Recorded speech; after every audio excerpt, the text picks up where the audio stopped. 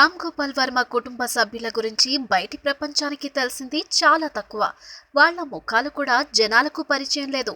ఆ మధ్య కూతురి పెళ్లి సందర్భంగా ఆయన కుటుంబ సభ్యుల ఫోటోలు మీడియాలో దర్శనమిచ్చాయి. రౌడీ సినిమా ఆడియో వేడుకకు తన తల్లిని వేదిక మీదికి తీసుకొచ్చి మాట్లాడించాడు వర్మ. ఆ తర్వాత మళ్ళీ ఇన్నాళ్లకు వర్మ తల్లిని ఓ వేడుకలో చూసే అవకాశం దక్కింది.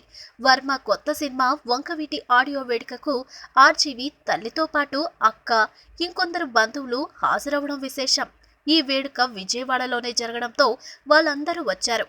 అంతేకాక మీడియాతో కూడా మాట్లాడుతూ వర్మ సినిమాలపై తమ అభిప్రాయాల్ని కూడా వెల్లడించారు. వర్మ అక్క మాట్లాడుతూ తనకు రక్త చరిత్ర, వంగవీటి లాంటి సినిమాలే బాగా ఇష్టమని చెప్పడం విశేషం.